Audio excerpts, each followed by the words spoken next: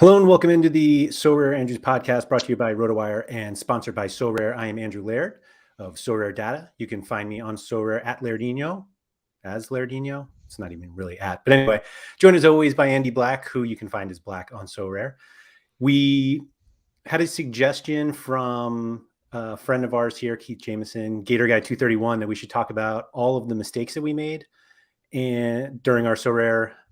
Oh, I almost said my Sorare journey. Ooh, almost did it. Anyway, on our time on Sorare, and we were like, yeah, we should absolutely do that. It's an international break. What else will we talk about? And Andy, you seem to have like a lot of fun going back and figuring Hey man, out what can all I the say? pain I points. love pain. I love pain. Bring it on. And by the way, is it data or data? I like always said data until everyone I work with there says data. And so I'm like, I gotta, you know what it is? I would never say this publicly, but I actually have to think about it every time I say it. Cause like, I want to just say Sorare data, but then I like, before I say it, I'm like, oh, Sorare data. Must be like a European thing or something. I think the way that it was described to me is that data is the plural. So it's like one data point or points of data, but it could just be somebody telling me that. I don't know. I believe a lot of things that I see. All good. Yeah.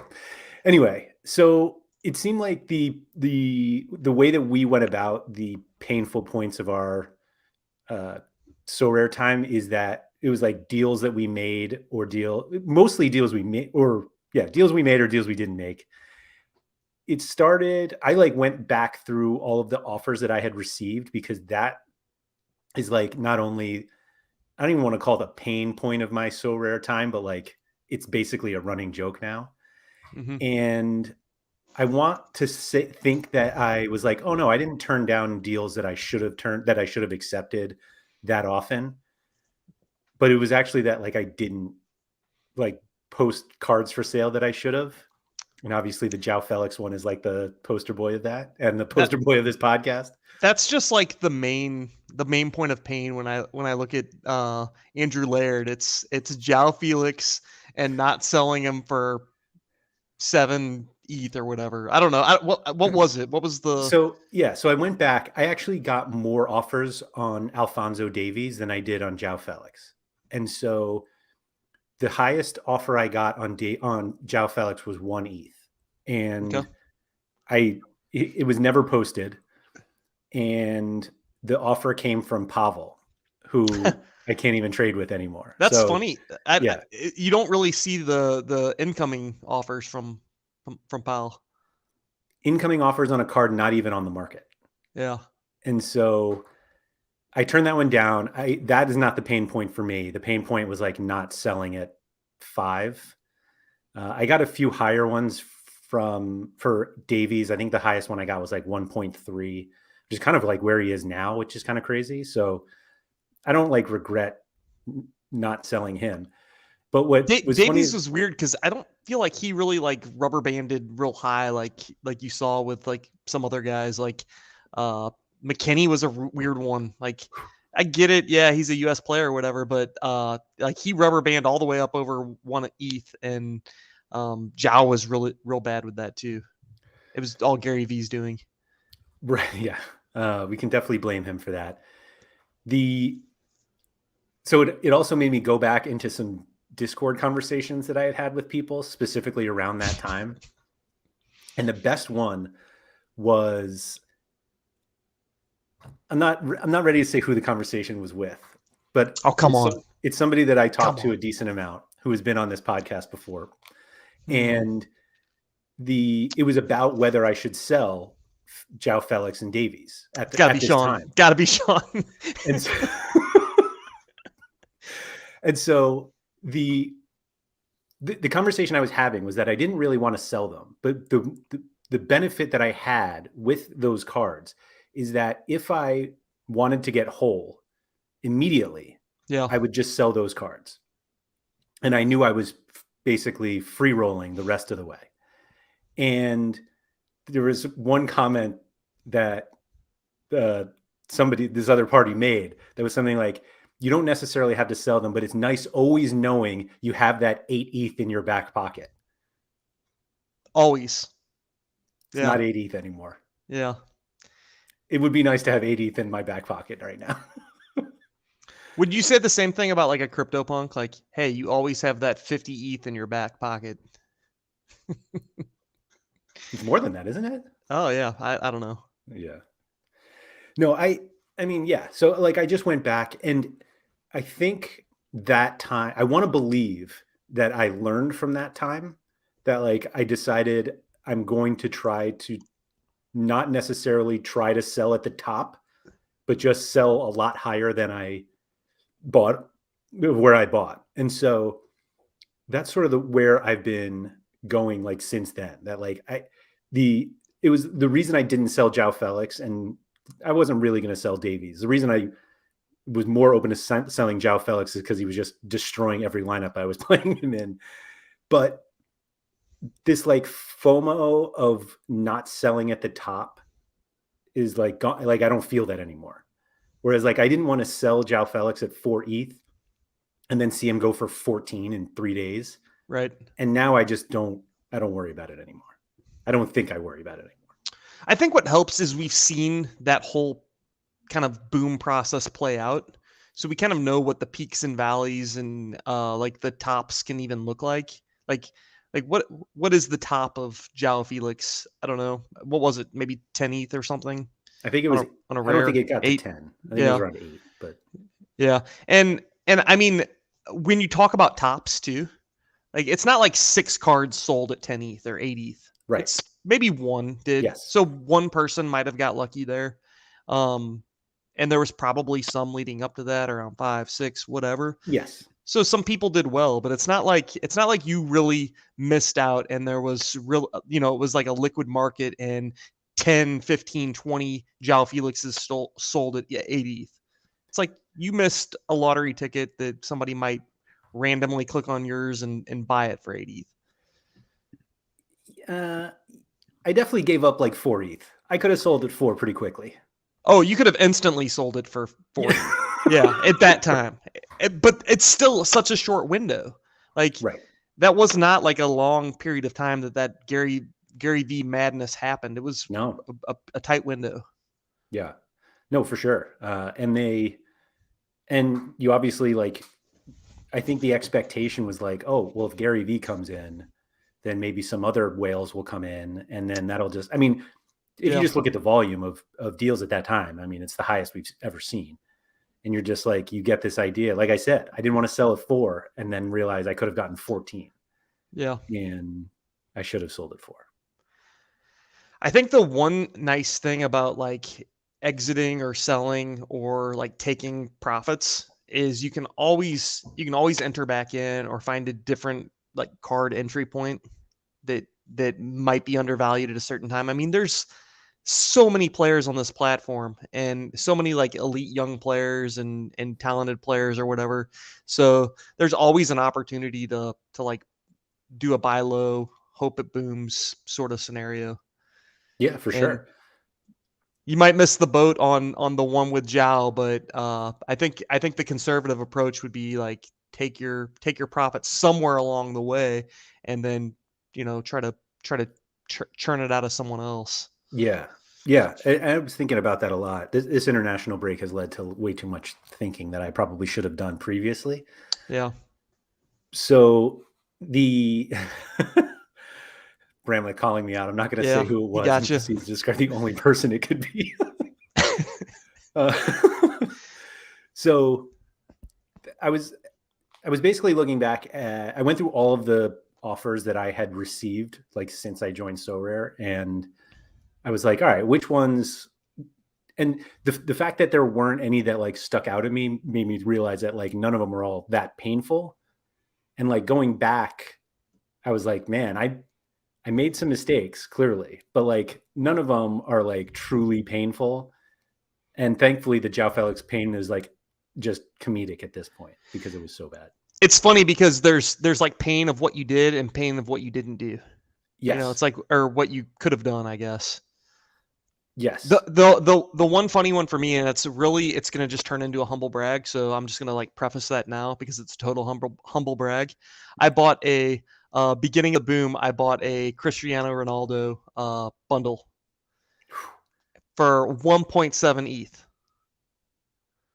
And then I sold the Ronaldo like a few weeks later for 1.7 ETH. Ooh, that's fun. Yeah. But I think Ronaldo like actually went a lot higher than that during the boom. I sold early is what happened. Oh, So I could have made a lot more money on that right. Ronaldo card. I kind of missed the boat, but what I'm failing to mention here is the bundle also had a McKinney, a Chiesa, a who else did it have? Delegate and Cordado in it. That's wild.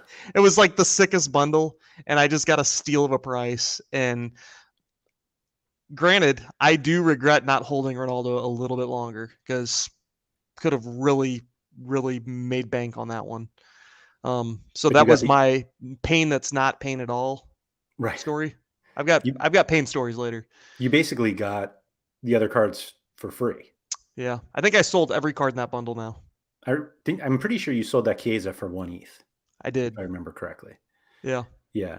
I didn't go through the offers that I made, and I really tried to like put it in perspective of like the time of when I was doing these deals, but like I turned down half an ETH for Brad Guzan.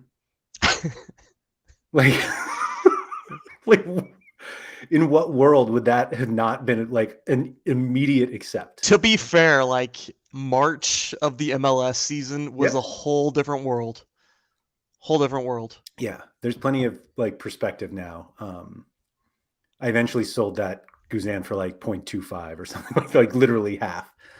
But I think that obviously the difficulty is just like I look back at ETH, and ETH was like a much different price back then anyway. So it's like really difficult to like compare to what it is now, even though like I pretty much only think in ETH, but obviously like fiat just changes it. But yeah, the one deal that I literally did not even remember getting, and I think I showed this to you yesterday, that I was so locked into my River Plate stack that I turned down giving up Fabrizio Angolari and Raphael Borré for Yes. Charles de Ketelaere, which I probably should have made that deal. At the time though, Beret was doing great, right? He was, yeah. And they ended up shipping him over to Germany. Yeah, but... yeah. Like I just don't like the reason why that wasn't painful until I saw it was that I just didn't remember ever like turning down a deal for CDK. Yeah. But you did. But I did, yeah. The other one I turned down that I noticed was actually one of my first limited cards, and so it wasn't like that big of a deal. But it was Alfred Gomes, who's the Nantes goalkeeper. I turned down a deal of, I was giving him up for Lisandro Martinez limited and $6 worth of ETH. And I think Martinez is worth double Gomes now. So yeah. Yes, but there's the one right there. Pain would be buying limited cards for double the price they are now. I have some of those. They're all right here. Some of them are right there. Sorry for those listening. I've got a background of my latest cards. I think we both kind of aped into those a little bit, and I think we got in right away though when prices were like probably close to where they are now. They like really popped up, and then they've kind of tapered off. I don't know. Yeah, I would say my problem was that I bought early and sold a bunch early and made profits and then lost them buying high. I think that's kind of what I did too. Yeah. Can't win the them problem all. is a lower price point makes it just easier to be like, oh yeah, let me just get some of them. Because we're just used to paying. Like the fun thing about it for me was that I could get cards that were so much cheaper than the rare versions. And now I could have Noah Lang finally. And so then I was like, oh, this price is much lower than what a Noah Lang should cost. But the funny thing is like that's when like thousands of people were like, oh, I can have Noah Lang too. and that's why the prices were Yeah. so high on them. Yeah. Yeah. I don't know what to do about those. I was looking at. I think John Andrews actually just made a good comment on it. There's nothing to say that those prices can't go back up. I wouldn't bet on it. I wouldn't bet either way on it because I have no clue. Not a financial guy over here, clearly, especially after today. But sorry. But yeah, I wouldn't offer advice on that. I mean, who knows? They could go up, they could go down. There could be a lot more people that come to the platform and want them. We don't know. Yeah, I mean, anybody who says they know is lying. Like nobody knows. We've never had a situation where we're up with this many limited cards. Everybody keeps talking about like, oh, MLS cards will boom in March just before the season starts, and it's like for limited cards, like they could have 300 left. That's the one. The one I'll bet on is before MLS season. I think most cards will go up, but I don't think limiteds do. I think there's just too many of them. I guess it really depends if they offer like a limited pro division. Right. I think that would help because it's just another division that cards will have to get entered into. But again, we don't know. Right. Nobody knows is the problem. Just joined Sorare, saw I could make a limited team and spend $1,500 a team, which is now $900. Did you sell for $900? That's the only way it's worth $900. Otherwise, you just keep winning. Hopefully you're winning. But yeah. Somebody brought up the point that we were talking about last week, that like the prices for limited teams now are basically the prices that rare teams were when we were complaining they were too expensive. Right. But the price of limited cards coming down, like it's a bummer for some of my cards that I bought that are now like half the price, but like I have them. And what I mean, in the end, it's just kind of supply and demand, and there's 1,000 of each one of those. We knew that they were going to come out. We knew they were going to get minted. So, yeah, it's on us. I think the reason I feel not as pained about it is that almost every limited card I bought was to play in SO5. Yeah. And so like, I don't even care what I can sell them for now. Like the value literally doesn't matter to me because I just keep plugging them into SO5 lineups. And so what I paid for them is almost immaterial because I just keep playing them. That's all. Yeah. Are you still buying limited cards? I haven't bought one in quite a while, but I'm also like set up. I'm like done. Like my lineups are kind of set. So there's not really like much left to do. I guess if I really wanted like if a new club were to come on board or something and I really wanted a card, I guess I could buy it or whatever. But I think I'm more interested to see how low the prices of Messi, Mbappe, Haaland go. And not really Neymar. I'm not interested in Neymar, but I'm interested to see how low those come down because I would be interested in picking one of those up if they come down low enough. Just as like a cool, I have Messi now. I can root for him.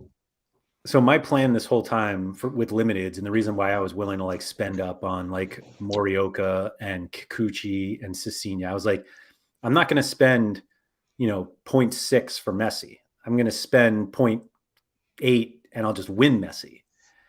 And I haven't won Messi yet. And now Messi's like 0.28 or maybe didn't, or it was Neymar who went under 0.3. Maybe Messi didn't, but like, I don't know where Messi's at, to be 100% honest. I just know that it's coming down. Right. Ooh, like the people who bought Messi. Sorry, I'm looking at the Mexico-Canada game on my other screen, and the amount of snow that's on the sidelines is pretty awesome. That's fun. Those poor Mexicans having to play in the snow, and the field is actually pretty. It looks like tundra. It looks like they're playing on tundra. Edmonton is basically a tundra, isn't it? I think so, which it's funny. I don't want to take us off topic, but we were having this discussion on our channel earlier, and it's like the Mexicans it's such a disadvantage. And it's like, wait a minute, Do you think Davies and David and Sile Lauren and all these other guys are like immune to playing on Right. snow? It's not cold to them. It's not like they're snowmen and they grew up, all their lives playing out there. I think that it's probably a pretty level playing field, to be honest. Excuse me. Yeah. I don't know if it's completely even, but it's closer. Yeah. How much do you think you can get a Messi limited for on the secondary market right now? 0.325. 0.2646. Oh shit! I might be a buyer. A couple more of these Bud Lights, and I might be out there on the market tonight. There you go. Mm. How much do you think that person bought it for? 0.4. Oh, they transferred it. Sorry. The auction for that card was 0.605. Oh. I guess at some point you got to cut your losses. I don't know. So, sorry if that's you. On Sorare, we found one. Yeah, that's not great. I was just told at that point. Oh, man, I feel like Chucky just gets hammered every game he plays in. He just took a head straight to the noggin. Might be concussed. Poor Chucky. I'm gonna go through some of my L's real quick because I feel like I got to do it. It's like I don't know. I'm going to like AA or something, and everybody's sitting around listening. Are you counting like do you count the Polito thing as an L? Oh yeah. See, all right, because I think that's bad luck. I don't think that's an L. Luck. What's an L then? Like turning down Charles de Ketelaere for no. Is buying Michael Bradley for 0.5 an L? Yes. I don't know, man. That's a lot of money. Looking back, effective 1.8 ETH for Alan Pulido. That's pretty wild. That's wildly high. What was I thinking? I think the Bradley's worse. Yeah, probably. I'm biased on that one though because my Bradley Super Rare literally cost 1/10 of that. Yeah, but you didn't get near the utility that I got. I got to use them for an entire season. You're right. You got a whole season of 45s to 49s. Oh boy. Yeah. You're not wrong. Anyway, sorry. Yeah, so my biggest L was not buying every single card on the platform in 2019 when I joined. I mean, us early adopters had it pretty good. I could have bought uniques from the beginning. Nope. I was buying Sven Coombs and I don't know, whatever else I was buying back in 2019. So that's one of my big regrets was not just like really aping into the super rares and uniques early on and honestly, I don't know that that's really an L. I was there. The opportunity was there. I didn't see the potential that the platform had. Mm-hmm. I thought it could be big, but I didn't think that it would get to where it is now. And that's fair. Maybe that's me being short-sighted. I don't know. How further along than just Jupiler were they when you joined? They had Atletico Madrid. They might have had Leverkusen. They definitely had Schalke. They had Betis. No, I don't think they had Betis yet. You aped into those. West Ham, yeah. At West Ham. There was not a lot outside of Jupiler League. It was pretty small. Yeah. All right, that's fair. I mean, I'm not sure there's a reason to be like overly confident that everything would explode at some point. That's all. Yeah. I don't know. You look at guys like Sorare and YNWA and you get awfully envious that, I might not have been as early as some of those guys, but you look at their galleries and you're just like, I wish I was crazy and just went nuts on the uniques. Yeah. Yeah, that's fair. Yeah. All right. Another bad one that I had, there's a story involved on this one. Aissa Mandi, He played for Betis.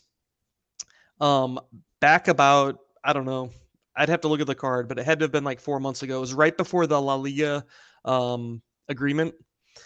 I noticed that there was a red Aisa Mandy card on the market, and it was the one of 100. And I was like, oh, they're not supposed to mint these because their big rivalry with Sevilla. They're only supposed to have the super rares and uniques. So I was like, I'm going to pay whatever it takes to get this card because it's an error card. I love the craziness of that like situation. Like they couldn't have rare cards because Sevilla's red. Love it. Yeah. So I paid 0.25 for Aisa Mandy rare, which is a ridiculous price, but in my mind, it's like, oh, that's a error card. What I didn't know is like a couple weeks later, they were going to announce this partnership with La Liga, and now they can make. So like, yes, in theory, it's an error card, but like, I'll have to tell this story and like really get somebody to believe it and be like, oh yeah, you're right, that is an error card. Yeah, like that ain't happening. I'm not gonna be able to sell this Aisa card down the river to the next guy that's like, yeah, you're right, that is an error card. There's nobody's gonna know that that's an error card. Yeah, did we talk about that recently? That like if you need a paragraph to explain why your card is special, then it's probably not that special. I forget what we were talking about, but that's definitely a thing. Like if you have to tell a story, like it's probably not special. Yeah. How much do his rare cards go for now? I don't even want to look. Yeah, that's probably. I'm not selling it either because guess what? It's special. It's an error card. It's an error card. Yeah. Yeah. I mean, in fairness, is it like the only rare Betis card from that season? No. It has to be, right? I don't think so because I think that it was the same. No, actually, he was in the Betis kit. He wasn't in the Villarreal. Can't talk. Villa kit yet. So yeah, technically it's still a error card, but again, it takes an awful lot of explaining to get there. And by the way, his rare card, you can have it on the secondary market for 0.02 right now. But it's not an error card. You can I could sell the error card for 10x that and still not get my money back. Yeah. I mean, it's a Sorare collectible. Oh, right. Do you want to know that there's a 2 of 100? I knew that. Yeah. Oh, you did know that? Yeah. That one sold in September for 0.074. Doesn't make me feel bad. It's getting closer. That's all. Yeah. I'm trying here. Yeah. A couple more L's for me. Amiri from Leverkusen. He went on like a hot streak back in I don't know, middle of last year, and he had like 10 games in a row scoring in the 60s, 70s, 80s. And I think I bought him in the last game in that streak. And then they like benched him. But I bought him for 1 ETH, his super rare. And that's been a totally unusable card. In fact, I need to look on Sorare data and see if I've ever won a reward with his card. Because I'm guessing I haven't. I mean, is he still... Oh, no, he's not even close to U23. No.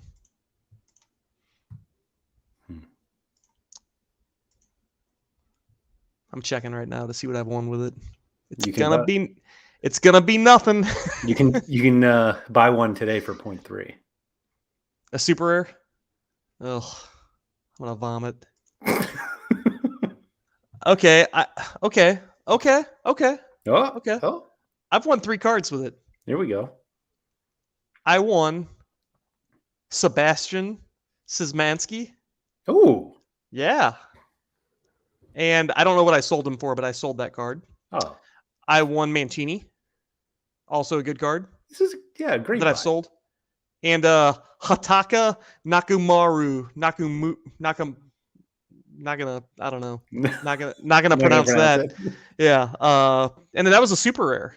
Okay, so I take that one back. Is he That's goalie? another. No. He's a non-playing U23 guy. But that story might have turned into another humble brag. My bad. No, I think that's still an L. The fact that Oh that card is man, worth 0.3 now is it's such a probably, early adopter whale. Like, oh, my L's are actually just humble brags. All I did was win this Noah Lang super rare. yeah, I Oh know. well, terrible. How about this one? I turned down an offer for 3 ETH for my Nicholas Ladero super rare at the beginning of the season. Declined it. Did you even like consider it, or did you just No. laugh at it? Yeah, I laughed at it. I thought that was ridiculous. I'm like, this is the best MLS card there is. yeah, I've got the super rare. I'm going to win 3 times that amount this year with that card. yeah. It turns out I didn't win a single prize How'd with that that card go? this Yeah. year. Again, that's like an injury situation. That's like, I don't think that you can count that. Like like when looking at those offers, like 3 ETH for a 30 whatever year old MLS super rare. for any MLS player, is I nuts. think you just got to take it. Like who like what's a Gil super rare worth right now? Let's find out. Like right This is now end of might not be season the too. best, but like early season, one of his super rare auctions, I don't know. It's probably not going over 3 ETH, right? He had a 3 ETH one sell in March. In So the same March. time. Yeah. And then August was 1.95. That's it. Yeah. They were slow on those cards too, which was kind of annoying. I agree.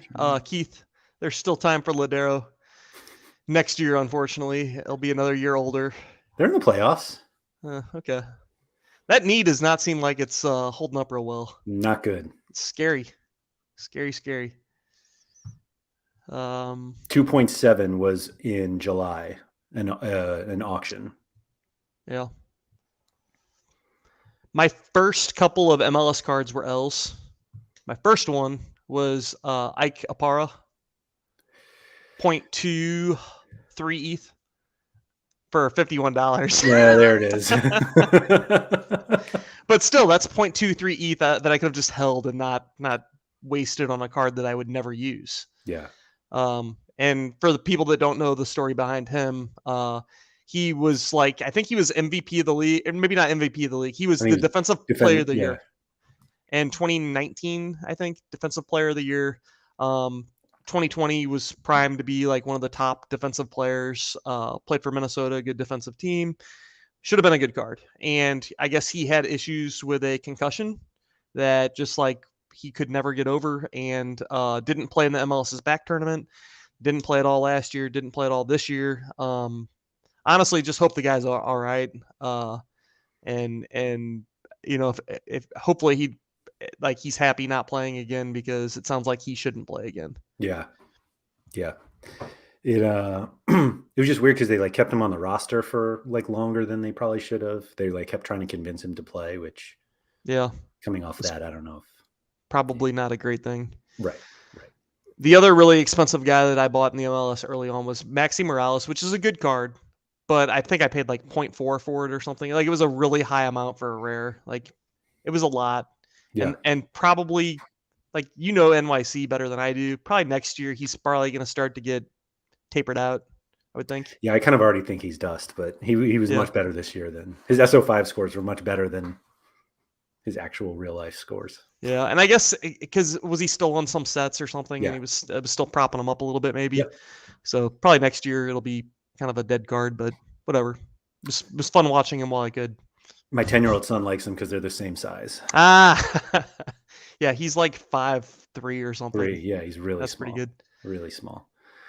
Do you have any do you think of any like SO5 painful moments? I mean, none that are like none that like were under my control or anything like that. Like the Tiemann Wellenruther not letting me go to Spain for the La Liga thing, like that sucked. But like, hey, the guy it was an unannounced injury that happened after the deadline. Uh, I don't know. The SO5 stuff like doesn't. I don't look back and like rabbit hunt. Like if you play cards, you know that like, hey, the hand's over after the flop and hold 'em. You probably shouldn't see what the turn and the river are. Like I don't really do that in my Sorare lineups. Like say, hey, if I would have played him in U23 and played him in All Star and Yeah. did this and did that, and I would have won, and then look at the card that I would have won. Like I don't think that that's healthy. So I just don't do it because I think I would drive myself absolutely crazy doing that. You could definitely do So that. yeah, so I don't bother with that. It's like bad enough just looking at the cards that like if you win a card and seeing the like what people around you won, like even that Oh, can be painful. I don't do it. I just don't. It's smart. And I know that people like to like check for equity and check to see if like, oh, the fairness of like, hey, the guy in front of me got a better reward, the guy behind me got a worse, whatever. And like to me it's just like I don't want that like that stress or pain or whatever, like cuz it's very unlikely to like make me happy to see whatever's going to be there. Yeah, I was thinking that as we were talking about like our painful moments, like I didn't have any when it came to SO5, and I think it part of it is that because you switch over to the next game week like so quickly, it's almost like difficult. Like you really have to go out of your way to like go back and see that you really screwed up. And I just Yeah. like I don't do it, especially since like entries are free. You know, it's like I'm not putting in extra money for entries every week like I am with DFS. Yeah. That it's just like I'm like, oh yeah, didn't win this week. Let me just plow into the next game week and we'll just keep going.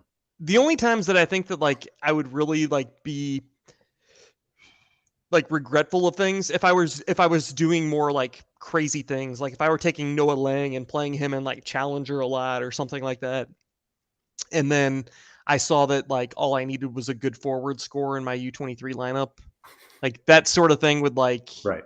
like make me go crazy. But I think that at least for me, I have the depth to like not do really crazy stuff like that, and I can play players where I feel like is the quote unquote right place to play them. Mm-hmm. Um, so it keeps me from like doing too much of that rabbit hunting. Did you look back at anything like over this international break? Did you like reassess anything? Like what? Like my gallery or Yeah. like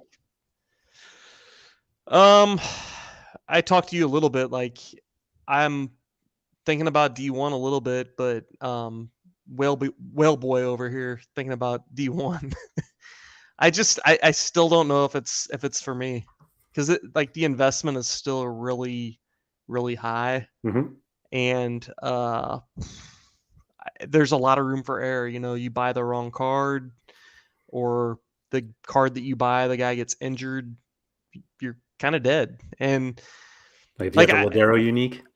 yeah, right. So I've been working through like all of those scenarios in my head. I'm like, I don't have the bankroll to be like, oh well, I'll just buy another unique. Like Yeah. it's gonna be really tight if I were to do it, and it would be like I would need to buy 3 uniques, and that would be it. And like the little devil on my shoulder right here is telling me, hey, if somebody gets hurt, then you just play one of them in All Star D2, and then you play the other one in Challenger D2, and you're good, man. You know, like that's what the devil's telling me. And I still don't know if like, okay, even if that were the case and I can't play D1, maybe I play 2 really strong D2s then. I don't know. I think the Yeah. the argument with the whole like if one gets hurt, just play D2. I think that's actually like maybe you should just play D2. Yeah. But here's the funny thing. Like so like I spent a lot of time thinking about this, and what's funny to me is there's been a lot of discussions over rewards and like people upset over rewards, and I totally Really? get it and I sympathize it. Yeah, what? Totally sympathize, totally get it. I think that there's a lot of room for improvement. Um D2s are wild because the best you can win in a D2 I think is a tier 1, and that's like for first place, and then like second place it immediately drops down to like tier 2. So my thought there was like I could go really hard into D2, but like even the best card, like winning, let's say Challenger D2, you got to beat all the IX stacks. You got to beat like Morioka, and those are cards I'm not going to own. So I got to beat them with other cards. Right. And okay, so let's say I do get lucky and I beat them. Well, hopefully I would win a card that would help me beat them and continue to beat them in the future. But if I'm just winning a tier 1 or a tier 2, I don't know that I'm getting a card that's going to upgrade my lineup enough to where I'm going to be able to compete with the IX stack. So it's like, even if I were to win D2 a couple of times, I don't know that my lineup would get good enough to where I could like compete on a regular basis. And that's why I was looking at D1, was because, okay, I spend a little bit more, but not really, because like to compete at D2 with the big stacks, the IX stacks and Moriokas and Vanakins and everything, you need a pretty damn good team. And I think that I could have a less good D1 team and win prizes every blue moon. So often, yeah. Let's say once or twice a year. But if those are stars or tier 1s, those cards are very likely to be able to compete in D2. But I don't know. It's that whole like ass backwards progression thing that we got going on here, where you're actually progressing down instead of up. It really had me thinking hard about like what the next thing to do is, and I don't know what it is, and I haven't made up my mind yet. So first place in Challenger D2, just before, like in the last club week, so what was that, 216, was a Szymanski super rare. Yeah, and that would be a great card that would certainly be awesome in U23. Yeah, second was Michael Frey, third was Davey Clausen, and fourth was Kwasi Wright. I don't even know who that is. I mean, those are literally the top 4 in Challenger D2. Yeah. And I love Sebastian, but I don't know that he's going to help me beat IX. He might. Yeah. Mike Van Hamel was definitely not in December and January. No. You would definitely need something else there. Trying to see what the champion Europe. I don't know. But that's a good point. Like the top of D2.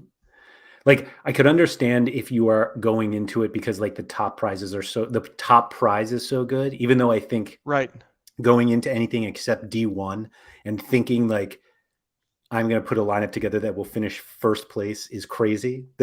Yeah. Especially given like the lineups that we see there. But the fact that first place doesn't get you remotely close. You're right. Just sell your house and go to D1. Yeah, for sure. Yeah. Although I don't think that it would take that. It wouldn't be that crazy of a ask. Like I think that you could do it. I was telling you, I think that the first piece I would do is a unique goalkeeper, which sounds crazy. Like why? What? But I think that offers you so much more flexibility in your lineup to have elite super rares at like forward or midfield positions. Like I'll never be able to afford like one of those like a Morioka mid like unique. Like that's not happening, or like a Tadic unique or something.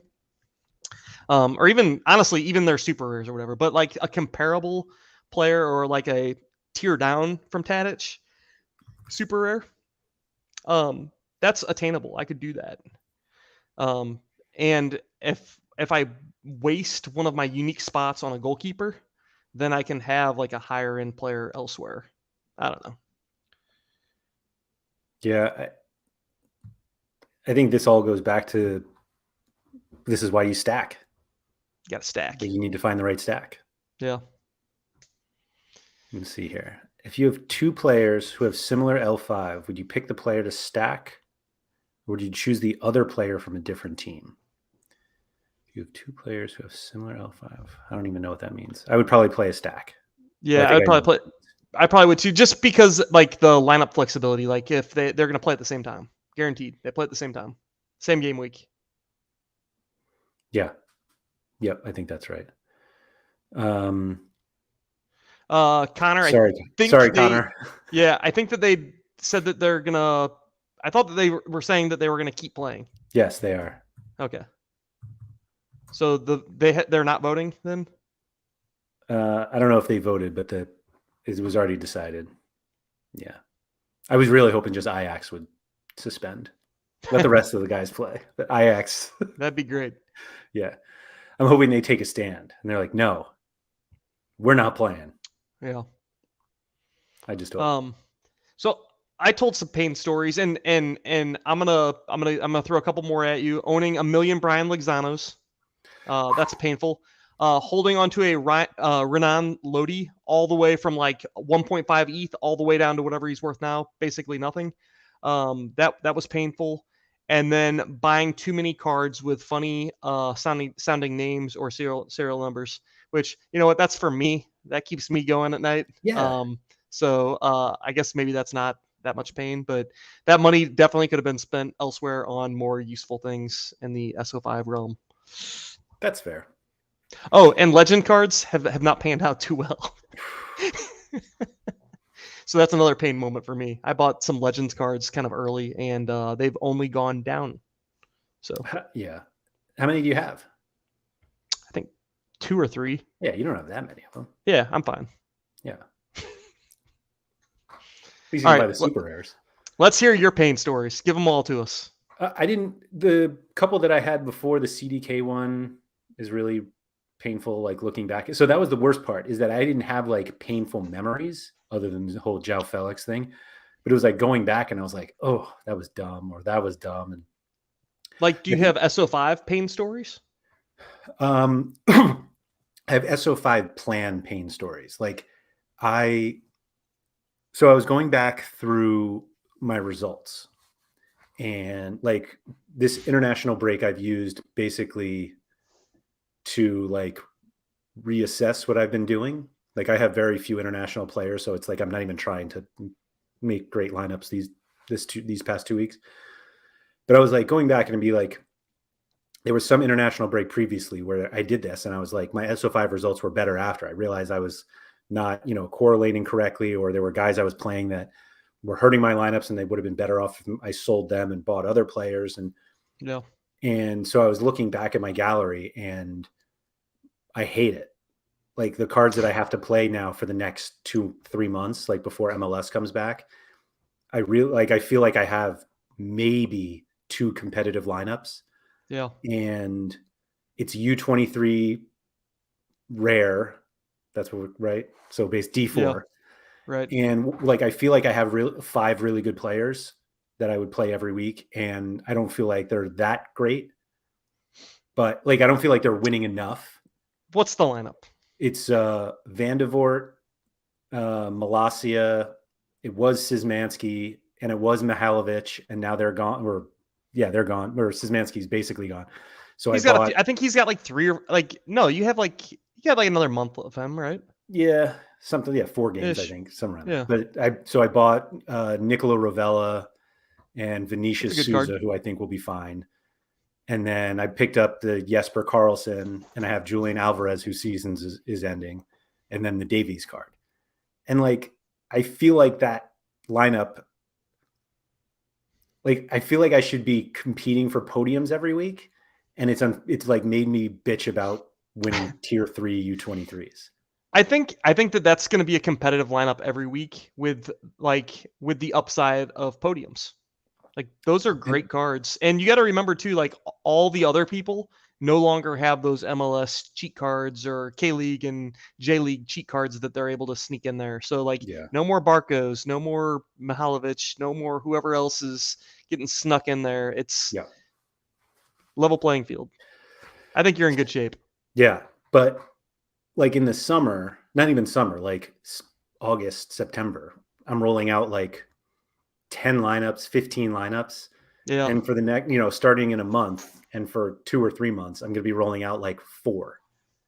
And I was like, all right, what can I do? And I realized I bought like some super rares that I can't play. I mean, they can't win, and I can't really sell them.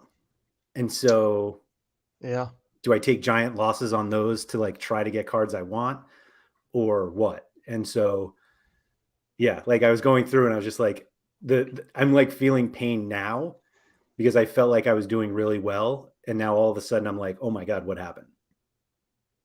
Fell asleep at the Yeah, wheel. to answer that question, I think that like if you're not going to use those cards and you feel like you can sell them for like a halfway reasonable cost, even if it's a quote unquote L, sometimes I think it is all right to just go ahead and take the L and to take that ETH and to go do something positive like that can help you now.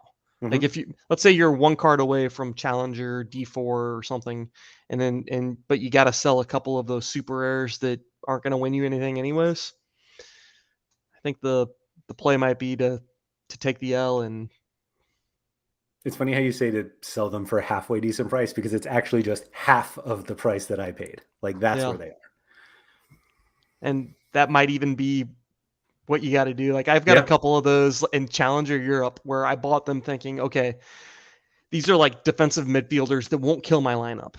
And it's like that's the exact wrong mentality in Challenger Europe because you don't need cards. Like you can get away with that in other regions or other places like Just call it a Michael U23. Bradley card, all right? Just like Yeah, it's a Michael Bradley card. And you can get away with that maybe in like Champion America some weeks. You can get away with it in U23 some weeks.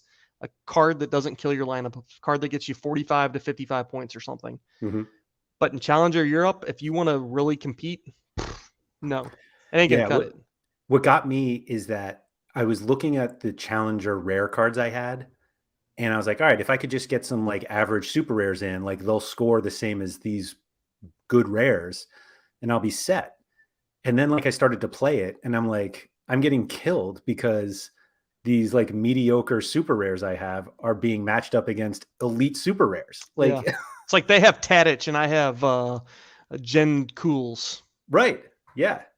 And it's like, why do I think I can walk in here with Right, Mark Vandermarl super rare and someone else is playing Lisandro Martinez super rare? right, and not to mention they have the whole rest of the IX stack.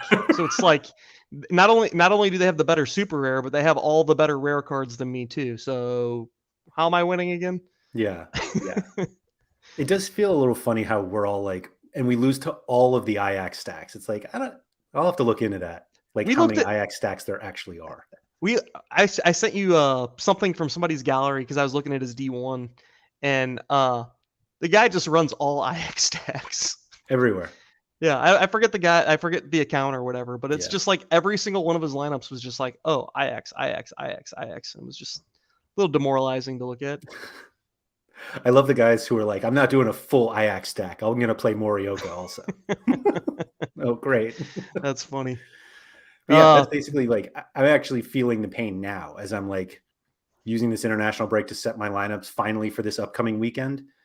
And I'm looking at them and I'm like, these lineups are dead. Like there's no way these lineups are doing well. Yeah. And I How don't are know. your international lineups going? I won nothing from I haven't won anything on this international break. Like not even the threshold. Dude, I Alfonso was Davies turns into the worst player in the history of the game when he's on yeah. international duty. I mean, they play him at forward. Yeah. They play him at like left or right wing or something, and it's just like, hey, the defender card is not going to do well there Yeah. Here's your minus 34 from possessions lost. unless he doesn't lose possessions, gets a ton of final third touches, and might get a goal or something. Then I it's not going to mean, be good. can the dude win a single duel? I mean, come on, man. Like, oh my God. Yeah, No, it's I say that I hate international breaks, but it's like it was helpful for the break where I could like review what I was doing. And unfortunately, this time it was just realizing that I hate everything in my gallery. All of these cards behind me, for those watching on YouTube, like look how much yellow there is. Like, yeah. why am I buying? There's a lot of yellow. It was actually That's a not decent. that's not your whole gallery. No, no. I thought I could get my whole gallery, and then I realized the cards were so small. Then you couldn't see who So, they were. but like, yeah, like I knew how bad it was when on this side, this Memphis common, and I'm like, oh, and there's Haaland, and like those Nice. are the cards I'm proud of now. That's pretty good. Oh yeah, and no, it's over here. These two Are those your mediocre super rares? Those are them right there. I Yeah. bought them the same day. One of them got benched the day I bought them. I think you get away with those if they're like in a creative stack of some sort. They play I on think the it's same team, but I wouldn't even consider them a stack. yeah. Are they just defenders? one's a defender, one's a central midfielder. Yeah. They're just bad cards. And there's Yeah, I think Michael if you go Bradley in like the lower corner. I think if you go like defender, like even if they're mediocre, defender with their goalkeeper, you might be able to get away with it. If they get the clean sheet and your guys don't lose a billion possessions, you might be able to win with that. My plan now is to try to get rid of those. If anybody wants to overpay for those. Oh, and if I move over here, this one, Andreas Ulmer, if anybody wants that card, he's the captain for RB Salzburg. He's also like twice the age of everyone else who starts. If anybody wants that card, it's on the market. That's fun. Happy to sell that card. It's not fun. He's terrible. Does he always start? Yes. Okay. That's a start. Yeah. His scores are like so bad. He literally scored 0 recently. like full 90 minutes and he scored. That's 0. crazy. He's a midfielder? No, he's a left back. That's why. He didn't even cross. That's the worst part. Like Yeah. I'm not sure what he's doing. Yeah. Other than costing me points. You know, I don't want to talk about the scoring matrix, but let's go there for a second. I'm going to disagree with what you're going to say. I don't know that you are. Oh, okay. A lot of people talk about changing the scoring matrix so that like left backs, wing backs, full backs don't lose as many points for lost possessions. Since you said you were going to disagree with me, what were you going to say? Or what do you think? No, I think they're fine. Yeah. I think it's perfectly fine for them to be penalized for all that junk. I do too. And the only reason I really feel that way is, can you imagine Alexander Arnold's scores? He's exactly the one I think about. If he didn't get penalized as badly for this stuff, I mean, it would just be 100 every week. Every week. Yeah, no, I have no interest in. And I imagine Davies would be up there too. So over the last 15, TA is the third highest scoring defender on the platform anyway. Yeah. He's averaging 72.8 over his last 15. Like he literally would average 100 if we reduce the possessions lost. Let's help him. I mean, all the people that probably want those changes don't realize it, but they're just helping YNWA Mark even more, because I think he owns like so many TAA cards. Sure. And Robertson and that's probably where the lobby is. It's the TAA lobby trying to get those wingback changes. Yeah, exactly what it is. No, I think it's just. I think that people are used to having those positions be valuable, like fullbacks and wingbacks, and they're like positions that they want to target, like in other fantasy games. And then they come here and it's like, wait, why are center backs so much better? And it's like, well, they're more important. It's as simple as that. Like fullbacks are much easier to replace. Like you can make a fullback out of anybody, and you can't really do it with a center back. And what's funny is like I've thought too, like, okay, well, maybe not like reduce the points for lost possession. I mean, because I don't think that they could they differentiate between a fullback and a center back? Sort of. Yeah, I mean, yes. Okay. I was going to say, because you'd be propping up center backs a little bit too, like dumb center backs that are losing possession. You're giving them, some props. But the other thing that I was thinking too, you could add points for like crosses like you see in DFS. But then again, you're just pumping up TAA even more, and other guys similar, I guess. You're just giving them more points. Right. They're just like cross donkeys who like don't care where the ball goes. They just need to like get it in, and like that's not whip it in there, right? Yeah. No, totally. And like that's not. We don't need that. We don't need players like that being so valuable. I don't need to spend 0.7 ETH on Jesus Navas. Like, come on. Yeah. Apologies, John Andrews, for outbidding on those Lozanos. I just had to have them for whatever reason. Had something stuck in my brain that I needed them. And then Ken Payne lost 0.2 ETH on Kimmich Limited. More Payne had to buy another card to average down my costs. That's pain. Sorry to hear. How do you lose 0.2 on Kimmich? I don't get it. My guess is he bought it at like 0.5 and then sold it for 0.3 or something, and then had to buy a different card to. Yeah. Just another Kimmich. I don't know. Maybe. It doesn't sound like another Kimmich though. It sounds like a different Really? card. To average Probably a down my worse card. costs? Huh? I don't know. That's what I would have done. Or just play him. Yeah, or just use win. him. Yeah, Hold just on. use him with Morioka. Win everything. His prices got awfully high. Whose? Kimmich's. Yeah. And you have one, don't you? A rare though. Mm-hmm. I remember I bought that card and I was like, I'm totally gonna be able to flip this one quickly for profit because it was like mid boom, and that moment never came up, and Still I got decided that card, huh? just to keep it, and I think it's still worth close to what it's actually like fiat wise, it's probably worth more. So I don't know. Oh, fiat wise, get out of here with that.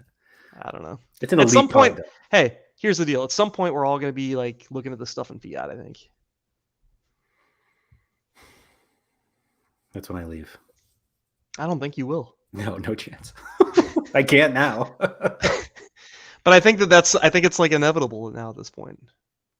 Oh yes, he can. Unrealized loss, and now I have two. Look at that. Now he's got two elite lineups. Oh, yeah. I don't know. I think unrealized, you're in good shape. Yeah. Like I wouldn't fret. Easy for me to say, but I don't know that I'd fret too much over that. You got two pretty good cards there. Yeah, I agree. What's nice about those cards is that you then spend more money so that you can get elite cards around them. Yeah. Anurag says, is a forward card playing as a mid better or a mid card playing as a forward better? I think it really just depends on the player. Yeah.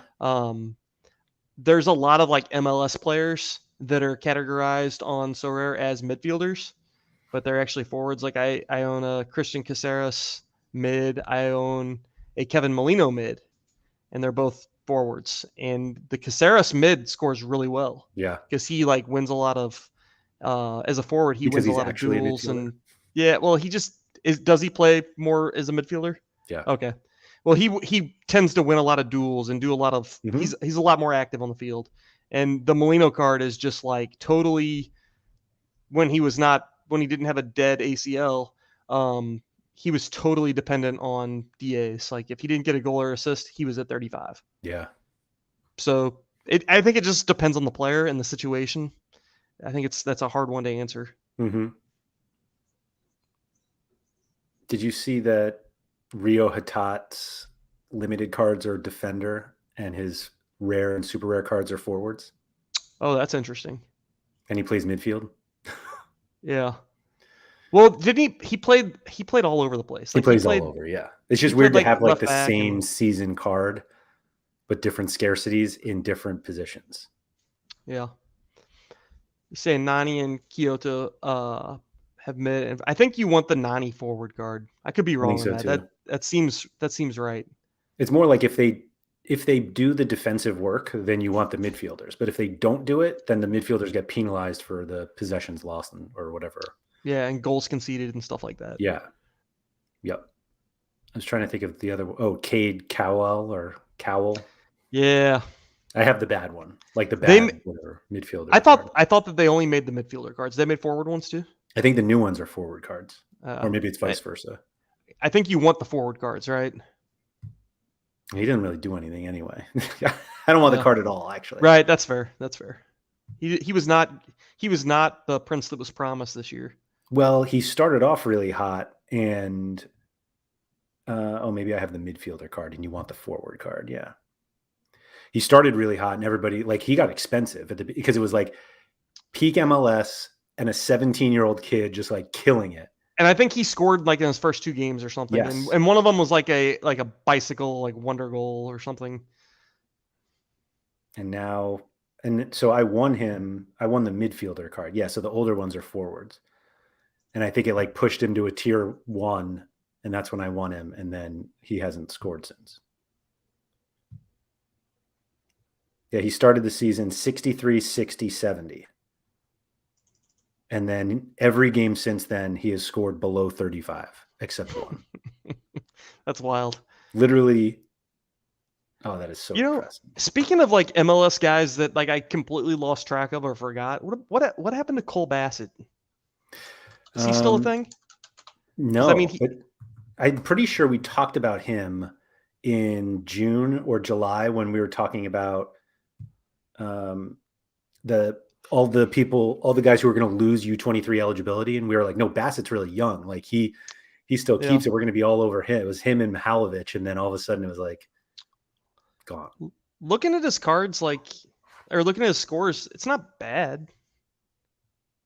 Like I don't think that I just don't think he maybe got enough playing time. Yeah. Like looking at these cards, like his last few games, 34 minutes, 28 minutes, 78 minutes, not bad. 86, 22. I think that the unpredictable position.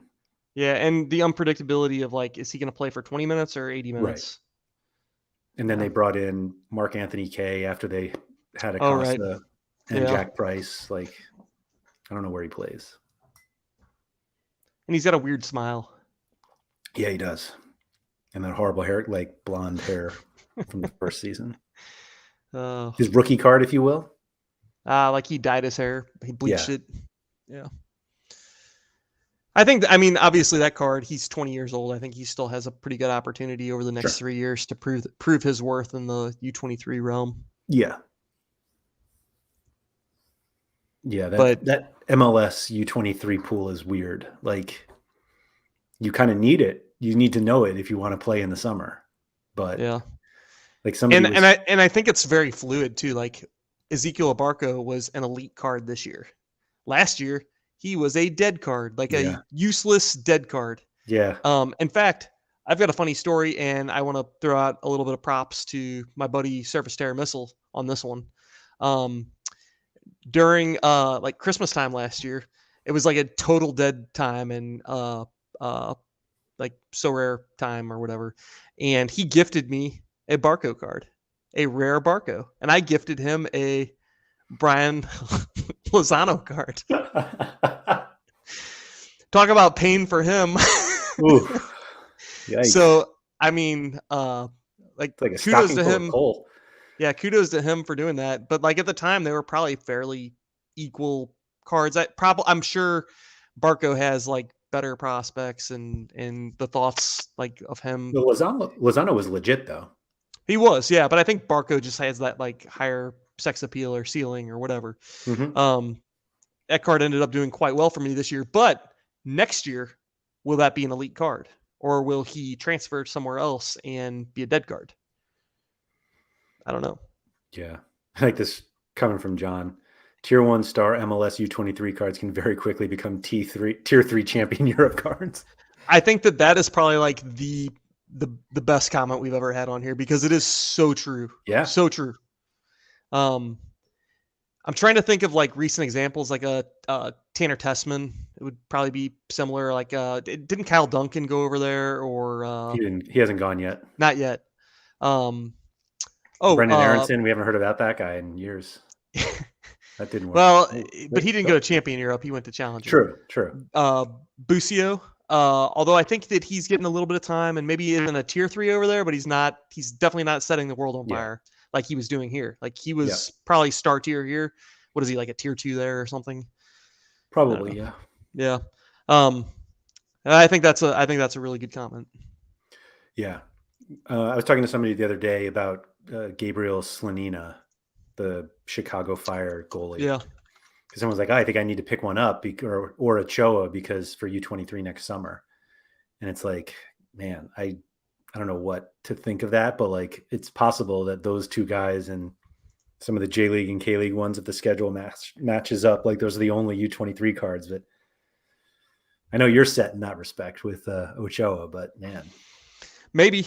I don't know. He worries me sometimes with just like, I don't want to say his attitude, because honestly, I feel like people say he might have like an attitude problem, or like they don't like his demeanor, but I feel like he's fine. I just feel like there's a lot of hate that goes towards him from outsiders, especially like U.S. fans. I think that he could say He gets a lot of hate from U.S. fans now that he's declared for Mexico. So honestly, like I kind of hope he goes to Liga MX. I think that he'd probably be happier there. It'd probably just be better situation for him, but we'll see. I hope that continues to be a useful card, though. That would be helpful. By the way, Canada just scored. They're winning. Kyle Laird. I just got a notification here. Oh, on what app is that? Oh, that's nothing. That's nothing. Oh, that looked like Fot Mob to me. Yeah, definitely not Fot Mob. I'm surprised you're not using that app. Whoops. No. Yeah. No. No Fot Mob. No SofaScore. I found an alternative.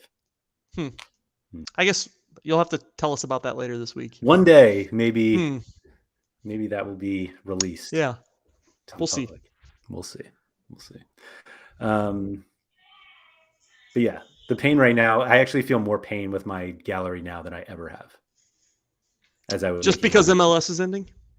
Because and it's not like I had like the greatest MLS cards, but like my better cards are MLS cards. And so now even making it worse, like the MLS playoffs are Saturday, Sunday, Tuesday. Yeah. And so Tuesday splits like my better MLS super rare. So like the problem I have, it's like, do I make the best team I can make in D3 with one super rare, or do I just toss that super rare out and make the best D4 lineup? Yeah. What you're describing right now is international break for me. Because like, not to like deter too far, but like this game week right now, I had the opportunity of making what I felt like was a good competitive D3, or I could have made a D2, and the D2 would have like had Thomas Suchek, Christian Thorsvet, Pedro Galiz, Chucky Lozano, and there might have been one other guy like a Leon Bailey or something. Which it's a team. It's a team. Or I could take like Galiz and Chucky and then put them with 3 good rares and have a good. And that's what I ended up doing. And I just trashed the other guys, didn't use them at all. And I had a really good lineup, and then Diego Valdez just killed it. And actually, Chucky Lozano's playing terribly right now. So I'm sitting on like 350 points. Probably won't get a card unless Chucky maybe gets a decisive. But that's not looking good right now in the snow. Were you one of the people who won a card in America Rare with 0 points? No. They shouldn't do that. Like I'm not mad about it. Like the people that submitted their lineups, enjoy your card, but they shouldn't do that. Like you should have to score 1 point to get a card. It's a simple rule, I think. You know how I reacted to it? Yeah. By putting all of my weekend lineups in today. Yeah. I can assure you there will be mistakes made because I did that, though. Like I never do that. But you can go back and fix your, your lineups that matter. Yeah. But leave your challenger D4 or whatever weird ones you have in there to try to win a free card in. Yeah, the good news is it's really easy to like navigate the Sorare game page, and so surely I won't make a mistake at all moving cards from one lineup to another. Oh boy. I anxiously await to see if my goalkeeper has recovered from COVID-19 or not. Nice. I had 2 guys test positive for COVID after the deadline, just before the international break, and I was like, that was not the feeling I wanted going into the break. You have the goalkeeper from Royal St. Gilles, or however I don't know how to pronounce it. But, yeah, I do. He's the national goalkeeper for who? Luxembourg. That's pretty cool. That's a pretty cool card, and I think it has like a cheat code, extra utility that I would have never realized. When you bought that card, did you know that? Okay, you didn't even think about looking. Yeah, like that's how little I think about international stuff. And somebody pointed out to me recently, they were like, that was sharp because they get peppered with shots. Like he makes a ton of saves while playing for Luxembourg. Yeah. And he didn't play for Luxembourg over this break because he had COVID. Like I was all set up. And did you respond to that with like, yeah, I know. That's why I bought him. why else would I have bought him? I only Yeah. buy guys with extra international utility. Uh-huh. No, I didn't pretend to know. Damn. I may not have admitted I didn't know, but I didn't pretend like I knew. Fair enough. But hopefully he's feeling well and, back in training soon, please. I started like looking at the dumpster challenger goalkeepers, like, who can I rent for a week? I'm like, this is such a bad idea. Yeah. I know you were looking at that with Van de Voort potentially hurt or whatever. And there were some pretty bad names coming up there. Yeah, looking for cheap U23 starting goalies is just it's not you don't want to go that route. That's all I'm saying. I think the answers would have been Bodar. Yeah. Bodart. Yeah. He was certainly on the list. He's getting cheaper and cheaper. Yeah, he is. It's funny to see and his U23 eligibility is running out by the day. Yeah. It's like amazing how many cards he has on the platform and like how long he's been a starter. Like that's just going to be what happens with Van de Voort at some point, but it's like yeah. It's like weird to see U23 guys with cards from like 3 years ago who are still playing. I think Bodart was one of the first cards to get 100 minute of him in 2019. Right. Yeah, I remember at one point there were more Bodart cards than any other card on the platform. Yeah, which is crazy, but also like, I don't know. I guess it kind of makes sense because he was early on the platform. Mm-hmm. It was a valuable U23 card or whatever. Right. They're going to sell him. They're going to sell him. Right. Who's smart? Yeah. All right. Enough pain. Well, I actually have a little bit more pain I got to go do. I got to go max out my credit cards and invest in stable coins. So please don't do that. Please don't. I will not do that. I'm going to give you financial advice. Do not do that. Actual financial advice, please. Okay, I'll take that advice. Okay. This has been the SorareAndrews podcast, brought to you by RotoWire and sponsored by Sorare. We will be back next week with another topic. Thankfully, will not be anything that we are talking about international breaks because, gosh, those are just awful. If there are any topics you would like us to discuss, feel free to hit us up on Twitter. You can find me at Andrew M. Laird. You can find Andy at ablack86. We're also available in the Sorare Discord. I am Andrew M. Laird or Lairdinho there. I can't remember. Andy is at Black, so you can find him there. If you have been watching this on YouTube, if you could please hit the like button below. Feel free to subscribe for all the videos there from RotoWire. And if you're listening to the audio version, if you could please rate and review it wherever you listen. Andy, thanks for that, and I'll talk to you next week. See ya.